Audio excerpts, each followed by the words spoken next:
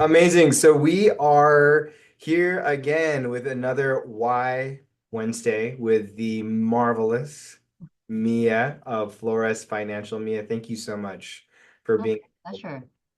We'll Yes, and thank you, Raison, too. This has been another episode of our Why Wednesdays. I feel it's continuing to just be stronger and improving with all the technical abilities that we now have, I guess. So, which is great. And then it's great conversing with you too. So, thank you. Yeah, absolutely. It's ever in progress. It's probably just the best way for me as I'm looking at it. And I'm really excited to connect with you today. I'm gonna go back a little bit, kind of this story when I was back in my college days at SDSU. I took an HR course. And now I don't know if Oh, this still rings true, but right now we're talking about compliance and mhm. particularly wage and hour audits. And so as we're thinking about that, I think about my time back at State, and I remember, and correct me if I'm wrong on this one, but when it comes to wage and hour, that is Mhm. one of the more litigated uh, cases. Now, Yeah. you probably have your finger on the pulse better, but is that still the case? Oh, yes. We're here right now, especially California, right? Every state is different per their regulation, but California in general, and where we're at and where we reside that is definitely the case and definitely super trending, which you don't want to trend at all, right? But there's always ways to avoid it, right? And why it's important to basically do those audits too. So I guess my question with regard to before we talk about the audits, and I would love to Yeah. get your perspective on this one, is I guess why is that? We're going to why Wednesday, and why is wage and hour still so litigated and litigated heavily here in California in particular? Well, laws keep ever evolving, right? There's always changes, but I believe that having that knowledge and that experience to ensure that you are doing accurate audits, you are setting up payrolls, paychecks, complying, making sure that all the proper trainings who are actually processing those payrolls are being trained.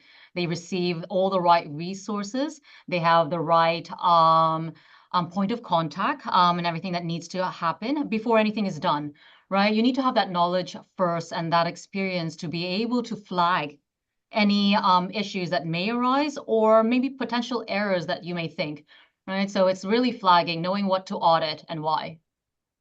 When you're talking about flagging Hmm. and some common mistakes that employers will make with regard to that.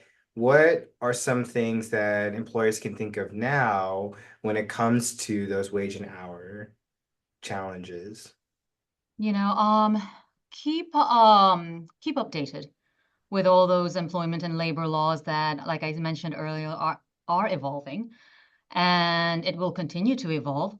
But keep updated, be connected, know what to do and what not to do, the do's and don'ts as well. And audit. You may not know everything. You may not know what needs to be done, but then if you are auditing, doing your checks and balances, you are it's less likely of a risk to happen, right? Because that also shows due diligence on your end and good faith on your part should any claim do arise. It's not like any employer, or for that matter, wants to not pay an employee, right? But unfortunately, sometimes there is administrative error. But how do you avoid that from happening? Is through these audits and knowing what to audit. You want to have audits that you're actually getting results from. It needs to be measurable. You don't want to just do audits for the sake of doing audits and then just cross it off your list, right?